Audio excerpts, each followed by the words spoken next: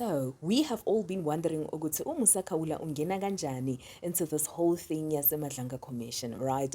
About 2 to 3 weeks back, I also made a video where I was sharing with you ukuthi uMusa Khawula had posted, right? Ukuthi he has been invited by, and in his words, he said, Little Madlanga, they have invited him to appear, right? So most of us, we were questioning, even big media outlets, they tried to get hold of the Madlanga Commission to confirm if indeed Musa Khawula will be making an appearance. And they could not confirm whether yes or no he'll be making an appearance because it was against their rules, right? But now, after Ufani Nkosi appeared before the Madlanga Commission, finally we get to know ukuthi this is the reason why Musa Khawula was at first invited. We don't know if he's still going to make an appearance. Kodwa-ke, according to Fani Nkosi, who is known as Witness F, right? He told Madlanga Commission that suspended Deputy National Police Commissioner Shadrack Sibiya had requested that Vosmos Ket Matlala arrest Ubani Umusa Khawula. Now, why do they want to arrest Umusa Khawula? Right. Now, here's the thing. In 2024, Umusa Khawula tweeted, right, about, we have been reading about the Z Nxumalo. His full name is Zenzile Nxumalo, right? So, Umusa Khawula uye wayenzani, wa Twitter laphayana ngozenzile Nxumalo ukuthi, uzenzile Nxumalo ubhizi lana namantombazana kodwa ke umfazi wakhe ngapha umithi, right? So uzenzile Nxumalo lona is a business person, right? So according to Musa's post back then in 2024, uzenzile wayebhizi namantombazane ngapha umfazi wakhe uTamarin Green wayemithi. Right, so Musa Khawula even shared a picture of uTamarin ngalesikhathi ayenzeni amithi, right? Okay, sharp gena, and then from there kwathulakala, you know ukuthi uMusa Khawula unjani uzosho into, and then from there aphinde futhi athule. And then from there, a few days later, uMusa Khawula wayenzani watega uTamarin Green, right? After, according to Musa Khawula, uzenzile uye wamfonela ukuthi hayi man bheka la nansi imali uke wabona. And then from there, a few days later, uTamarin was tagged by uMusa Khawula to say, ngicela ukuthi utshele indoda yakho iyeke ukungibribe ukuthi ngingakhulumi, right? So that's when uzinxumalo wabona kahle ukuthi lo Musa Khawula lona nemali akayithathi ukuthi makathule.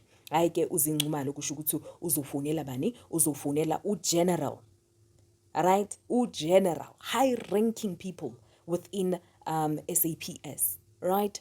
Abo General Sibiya ukuthi lo muntu lona uyangihlukumeza, right? Hayi ke kusho ukuthi njena kwakhishwa i-warrant of arrest for ubani, for uMusa Khawula.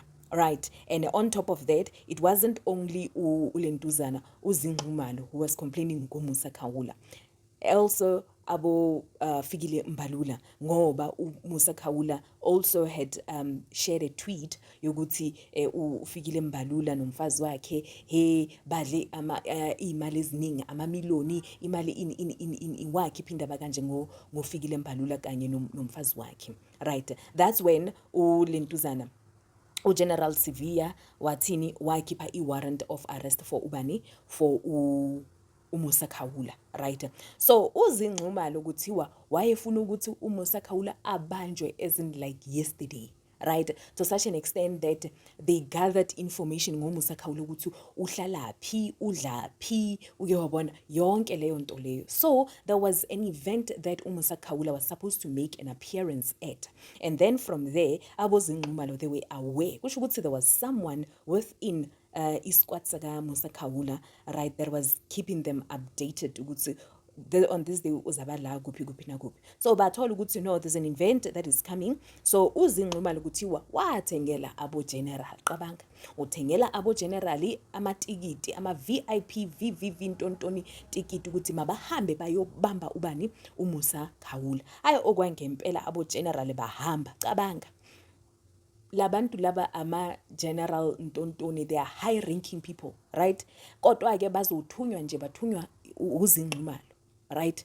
Hayi, okay, sharp kena ngaleyo nhlanhla leyo, kanti uMusa Khawula azange abe khona kuleyo event leyo, right? So uFani Nkosi makasho uthi yena uye wathola ucingo from uSibiya amtshela ukuthi bheka la le warrant lena ngicela ukuthi uyinikeze ubani uKet Matlala, because of uKet Matlala i-security company yakhe yiyo that will be laphayana kuleyo event enkulu lapho uMusa Khawula will be making an appearance. So inikeze uKet Matlala abambe ubani uMusa Khawula, right? So according to Madlanga and Fani Nkosi and Usibiya wanted immediate arrest as the complainants were ANC Secretary General Fikile Mbalula and business person Nxumalo. So into bebayibuza laphana kuMadlanga Commission ukuthi, General, sinenkinga eziningi la eSouth Africa, ziningi inkinga zethu. Nina nikhetha ukuthi nihambe niyobamba eblogger umuntu nje umsebenzi wakhe ukukhuluma indaba, umsebenzi wakhe. Nina na decide ukuthi ni kangaka ngenxa yokuthi nina niyajola, ngenxa yokuthi ukhipha amanyala wenu.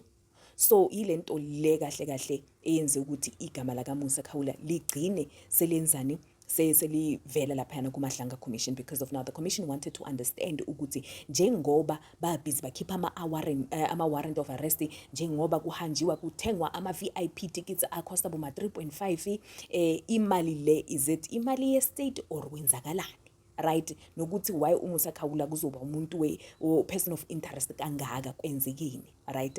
So now we know today ukuthi no uMusa Khawula kahle kahle kuye kwasebenziswa nje, well at this point because of bathi uzinxumalo oye wakhipha imali yakhe ukuthenga amatikiti, so kusho ukuthi azange kusebenziswe i-state resources. Kodwa-ke abo general baye bakhohlwa ukuthi they are here to serve the people, not abangani babo abozinxumalo.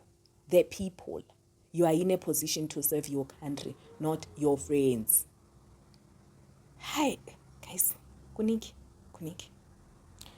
If it is your first time, please do subscribe, hit the notification bell so that you do not miss out on anything whatsoever. Ngiyantanda sana.